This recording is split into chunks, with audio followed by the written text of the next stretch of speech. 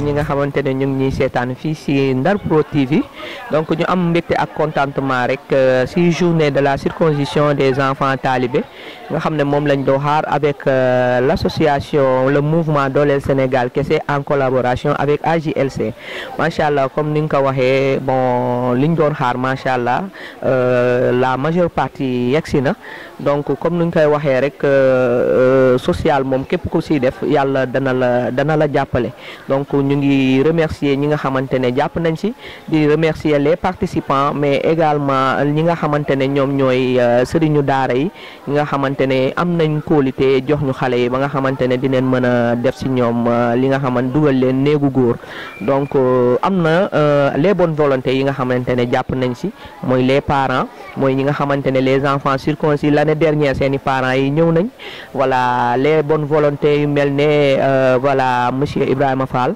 donc nekk représentant wu SET Saint-Louis waaye lu mel ne aussi le président des femmes de SET moom tamit andi na benn apport am ci journée bi donc ñu leen di remercier les bonnes volontés yi nga xamante ne ñoom tamit jàpp nañ ci activité bi macha allah donc comme ni ñu koy waxee rek le meilleur reste à venir incha allah.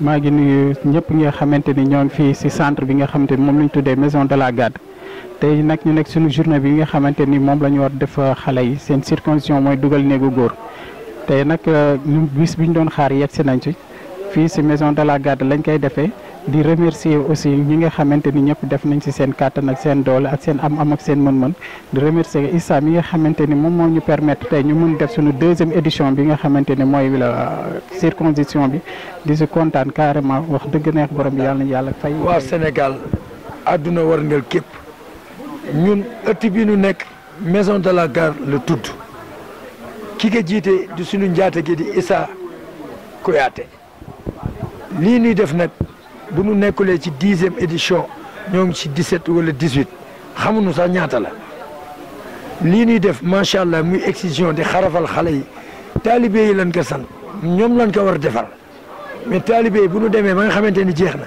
ñun ñi nga xamante ni fii la ñu nekk ñu dimbalee leen loolu ñu xarafal leen fii si maison de la garde di gërëm tamit waa Croix Rouge di gërëm membre waa maison de la garde ñi fi liggéey waaye lii moom lu baax la xéewal bu baax la dañuy ñaan yàlla rek xéewal gu yokk ba baawaan ba ñëpp xañ ci kontaan ci trop nag am ci mbégteel trop parce que kii nii jóg naa ñetti yoon pour dem defal ko pour xaraf ka moyen bi laa amul woon mais gis nga tey ba ma ko déggee dama ñëw bàyyi lépp ñëw fii bi baax a baax li ñaanal yàlla looy àdduna moom looy def rek toog wax nga ko defal yal na yàlla am fay yal na leen yàlla fay ci day Rasulullah sallallahu alayhi wa sallam nga dimbala ngeen ñu bëri waaw yal na yàlla defal leen jàmm ju bëri bëri dëkk bi métti métti boo xam te looy dimbal nit rek da nga ko sante bu baax a baax ñu ngi ñaan na ngeen yokk ba ca kanam ak kanam kam yëg seen bopp bu baax a baax yal na yàlla fayal ko bu baax a baax jërë ngeen. xanaa di kontaan si initiative association bi dirigée par Mame Cheikh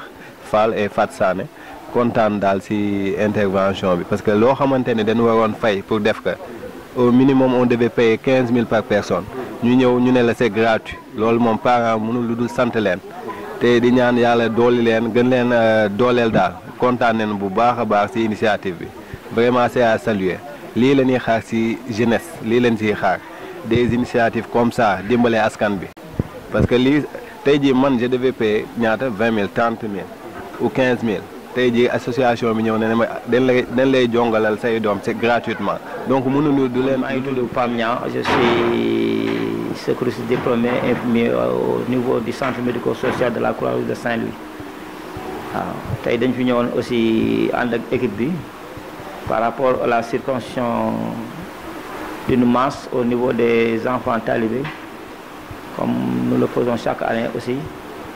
Dirigé par un de nos collègues, le technicien Cheikh Sadi Mané, et tant d'autres qui sont là pour faire la circoncision. Et en tant que aussi Pamnia, je suis là pour prescrire les ordonnances à travers les enfants en situation difficile et les talibés. sont accompagnés de leurs parents et de leurs marabouts, et ainsi de suite. Journée circoncision des enfants talibés organisée par la Maison de la Garde en partenariat avec l'association Doolel Sénégal Kessé et AJLC Saint-Louis. Donc nous sommes avec monsieur Mané. Monsieur Mané, vos impressions sur journée tey bi? Voilà, je m'appelle Cheikh Sadi Mané. Je suis orthopédiste à l'hôpital régional de Saint-Louis, bloc opératoire. En même temps, le responsable médical au niveau du centre Maison de la Gare. Maison de la Gare, nous avons une infirmerie. Et ça fait bientôt 5 ans ou même 7 ans que je travaille ici, avec eux. À l'époque, il y avait Dr Dembadien, qui était le médecin-chef d'IPRES Saint-Louis. Maintenant, il est à Dakar. Et quand il est parti, il me l'a confié. Donc tout ce qui est médical, qui concerne les talibés, les enfants en situation difficile, les enfants dans la rue, d'autres enfants même qui ont eu des problèmes avec leurs parents, on les amène ici et c'est nous qui s'occupons médicalement. Nous avons une infirmerie qui est là. Donc chaque année, nous faisons des circoncisions gratuites ici. Des fois en collaboration avec certaines associations, Rotary Club est passé par là. Enda Santé, on a fait 350 enfants talibés ici. L'année dernière aussi, on l'a fait avec une association qui est de Gohmbach. Et cette année, c'est vous qui êtes là encore. Donc nous vous encourageons. Le projet, c'est de faire 150 talibés. Mais je pense qu'on va atteindre 200. Parce qu'il y a d'autres enfants qui sont là, qui ne sont pas talibés. Qui viennent de Pékin, de Gohmbach, du Nord. Donc nous sommes obligés vraiment de se soumettre à eux pour vraiment gérer cette journée. Bon, c'est 2 week-ends. On a commencé le samedi passé. Après maintenant, la première partie, la deuxième partie c'est aujourd'hui, on termine aujourd'hui. Il y a aussi le suivi qui se fait avec l'infirmerie qui est là. Donc tous ces enfants qu'on circoncis aujourd'hui, nous allons les revoir demain. Et comme vous savez aussi maintenant, il y a des nouvelles techniques de circoncision. Au maximum 10 jours, l'enfant guérit. Et c'est ça l'avantage. Voilà. Et je travaille toujours, comme vous le savez aussi, la circoncision c'est un acte chirurgical. On est sous couvert du médecin urologue de l'hôpital régional de Saint-Louis qui s'appelle le docteur Issa Thiam, qui nous couvre parce que risque zéro ça n'existe pas. Et moi aussi je travaille avec mes hommes de confiance. C'est les infirmiers qui sont postants de la Croix-Rouge.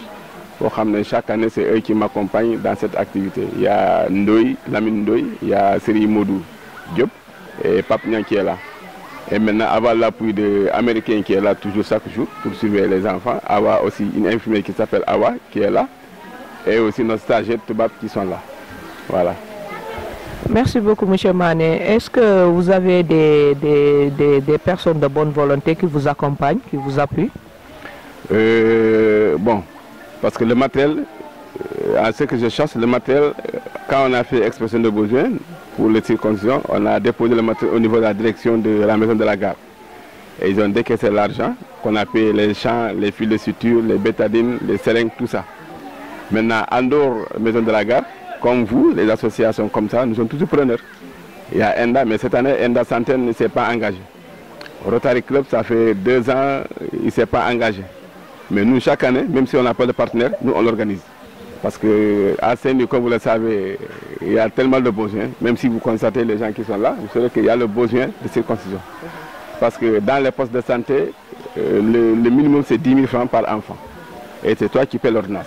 Maintenant, quand il y a des gens de bonne volonté comme vous et d'autres associations, la Maison de la Garde, et je salue de passage Issa en tant que directeur, qui s'engage pour faire chaque année, qui est partenaire ou il n'y a pas de partenaire, lui il s'engage à le faire. Donc je pense que c'est des gestes qu'il faut accompagner. Voilà. Merci beaucoup, M. Mané. Comme vous le savez, nous sommes ici journée circoncision des enfants gratuitement. Donc nous avons aussi les bonnes volontés. C'est toujours un honneur nous accompagner des gens comme ça. Nous avons redé le développement, mais aussi le social. Nous remercions les partenaires. Nous avons cette journée les autres partenaires pour nous appeler Maison de la Garde, appeler Issa mi nga xamné mom moy dirigeant. Yàlla def ni ñu yàggale ci alhamdulillahi rabbil alamin di remercier képp koo xamante ni yoom taxawoon nga ci jàppale nga ci en tant que président association DSK man Mame Cheikh maa ngi leen di remercier yéen ñëpp di remercier Moustapha Guirassy notre ministre di remercier Mame Falla Seye doomu Maître Babacar Seye madame Diop di remercier keneen ñi nga xamante ni yëpp def nañ ci seen xaalis wala seen kàttan wala seen alhamdulilah rabbi alamin donc dugg nañ ci bismillah jeexal nañ ci alhamdulilah donc ñu ngi remercier képp koo xamante ne rek jàppoon nga ci bés bi muy les parents muy les médecins yi nga xamante ne ñoo ci jàpp muy Issa bi nga xamante ne mooy nekk dirigeant gérant wu maison de la garde organiser journée bi muy bépp partenaire boo xamante ne rek jàpp nga ci journée bi ñu ngi lay remercier bu baax a baax macha allah mais man personnellement la présidente de l'association AJLC maa ngi remercier sama leader politique muy Moustapha Bamba Guirassy may remercier muy ministre de l'éducation nationale donc may remercier également son coordonnateur départemental ici présent monsieur Ibrahima Fall moom mi nga xamante ne vraiment jàppale nañu bu baax a baax pour la réussite de cette journée également la présidente des femmes Anna Diédhiou ci enveloppe bu baax bu rafet bu am solo bi mu ñu jox macha allah ñu koy sant moom tamit di ko gërëm bu baax ci taxawaayam bi mu am ci parti bi mais aussi di remercier madame Diop Fally Seye muy la fille de monsieur Maître Babacar Seye moom tam depuis toujours mu ngi jàppale le mouvement dooleel Sénégal kese ñu ngi koy remercier bu baax di remercier képp koo xamante ne parent nga bonne volonté boo xamante ne jàppale nga ñu moom mooy les personnes ressources ici à Saint-Louis am na ñoo xam ne bëgguñu ñuy tudd seeni tur waaye jàpp nañ ci bu baax a baax di remercier yow tamit suñu caméraman bu ñaawul bi macha allah depuis toujours fu ñu nekk rek yaa ngi ci mais képp koo xamante ne rek jàpp nga ci journée bi ñu ngi lay remercier bu baax a baax jërë ngeen jëf.